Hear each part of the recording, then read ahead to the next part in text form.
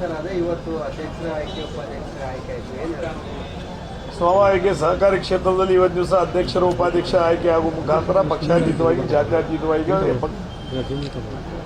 ಜಿಲ್ಲೆಯ ಎಲ್ಲ ಹಿರಿಯರು ಮತ್ತು ಎಲ್ಲ ಶಾಸಕರು ಮಾರ್ಗದರ್ಶಕರನ್ನ ಜೊತೆಗೆ ಚರ್ಚೆ ಮಾಡೋದ್ರ ಮುಖಾಂತರ ಅಧ್ಯಕ್ಷರು ಉಪಾಧ್ಯಕ್ಷರ ಆಯ್ಕೆಯಾಗಿದೆ. ಇವತ್ತು ಯಾರು ಚುನಾವಣೆ ಗೆದ್ದಿಲ್ಲ, ಯಾರು ಸೋತಿಲ್ಲ, ಸಹಕಾರಿ ಕ್ಷೇತ್ರ ಇವತ್ತು ಗೆದ್ದಿದೆ ಅನ್ನೋ ಮಾತನ್ನು ಹೇಳಲಿಕ್ಕೆ ಇಚ್ಛೆ ಮಾಡ್ತೀನಿ. ಇಷ್ಟು ವರ್ಷ ರಾಜಕೀಯವಾಗಿ ಬಿಜೆಪಿ ಮಟ್ಟ ಗೆದ್ದಲಿತ್ತು, ಈ ಎಲ್ಲ ಚುನಾವಣೆಯಲ್ಲಿ ರಮೇಶ್ ಕತ್ತಿ ಒಂಟಿ ಆದ್ರ ಅಂತ ಯಾರೂ ಒಂಟಿಯಾಗಿಲ್ಲ. ಅಂದರೆ ಇದರ ಅರ್ಥ ಈಗ ಯಾರು ಒಂಟಿಯಾಗೋ ಪ್ರಶ್ನೆನೇ ಇಲ್ಲ.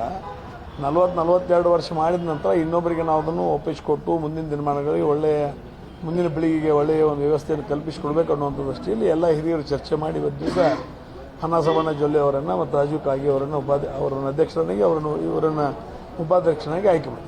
ಮೊನ್ನೆ ರಮೇಶ್ ಜಾರಕಿಹೊಳಿ ಬಂದಿರುತ್ತೆ, ಒಂದು ಮಾತಾಡಿದೆ, ರಮೇಶ್ ಕತ್ತಿ ಅವರ ಜೊತೆ ಇನ್ನೂ ಸಂಬಂಧ ಒಳ್ಳೆಯದಿದೆ, ಇವೆಲ್ಲ ಏನು ಘಟನೆಗಳಾಗಿದೆ ಎಲ್ಲ ಘಟನೆಗಳಾಗಬಾರ್ದು ಅನ್ನೋಂಥ ವಿಚಾರ, ಚುನಾವಣೆ ಸಂದರ್ಭದಂಥ ಘಟನೆಗಳೇನಿದೆ, ಮಾತಿನ ಸಮರಗಳೇನಿದೆ ಅವೆಲ್ಲ ಆಗಬಾರ್ದು. ಅದು ಆಗೋ ಸಂದರ್ಭದಾಗ ಹೊರಗಿರೋದು ಮತ್ತು ಅದೆಲ್ಲ ಮುಗುಕಲೆ ಬಂದು ಹೇಳೋದು, ಮತ್ತು ಇದನ್ನು ಬಿಟ್ಟು ಮತ್ತೇನು ಮಾಡ್ತಾನೆ ನಾವು. ನಿಮ್ಮ ಜೊತೆ ಮಾತಾಡಿದ್ರೆ ಸರ್ ಮಾತಾಡಿ ಬಟ್ ಮಾತುಕತೆಗೆ ಅದಕ್ಕೆ ರಾಜಕಾರಣದ ಏನು ಕೊಡ್ಲಿ ಕೊಡುವಲ್ಲಿ ತೊಗೊಂಡು ಮಾತುಕತೆಗೆ ಅದಕ್ಕೆ ಏನು ಸಂಬಂಧನೇ ಆಗಿಲ್ಲ. ಭಾಳ ದಿವಸ ಅಂದರೆ 2 ತಿಂಗಳ ಹಿಂದೆ, ಈಗೇನು ಮಾತಾಡಿಲ್ಲ, 2 ತಿಂಗಳ ಹಿಂದೆ ಮಾತಾಡಿಲ್ಲ. ಯಾಕಂದ್ರೆ ಲಾಸ್ಟ್ ಟೈಮ್ ತಮ್ಮ ಅಧ್ಯಕ್ಷ ಮಾಡುವಂಥ ಸಂದರ್ಭದಲ್ಲಿ ಸಂಖ್ಯಾಬಲ ಹೆಚ್ಚು ಕಡಿಮೆ ಇದ್ದರೂ ರಮೇಶ್ ಕತ್ತಿನ ಆಗ್ಬೇಕಂತ ಹೇಳಿ ನಾನೇ ಹೇಳಿ ಅವ್ರು ಮಾಡಿದ್ದೆ ಅಂತ ಅವ್ರು ಹೇಳಿದ್ರು. ಸ್ವಾಭಾವಿಕ ಅದು ನಿಜವಾದ ಸಂಗತಿ.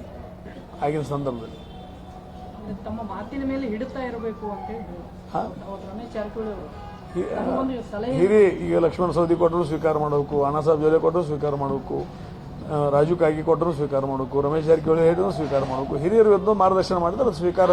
ಇವತ್ತು ದಿವಸ ಒಬ್ಬ ಅನುಭವ ಮಾತಿನಿಂದ ಹೇಳ್ತಾರೆ, ಅದು ಸ್ವೀಕಾರ. ನಾವು ಮಾತು ಹೇಳಿದ್ರೆ ಅಷ್ಟೊಂದು ಏನಾದ್ರು ನಾವು ಕಟ್ಟೆ ಹಾಕ್ತೀವಿ DCC ಬ್ಯಾಂಕ್ನಲ್ಲಿ ಸಹಕಾರಿ ಕ್ಷೇತ್ರ, ರಾಜಕೀಯ ಕ್ಷೇತ್ರ, ಸಹಕಾರಿ ಕ್ಷೇತ್ರಕ್ಕೆ ಒಂದೊಂದಕ್ಕೊಂದು ಹೋಲಿಕೆ ಮಾಡುವಂಥ ಪ್ರಶ್ನೆ ಇಲ್ಲ.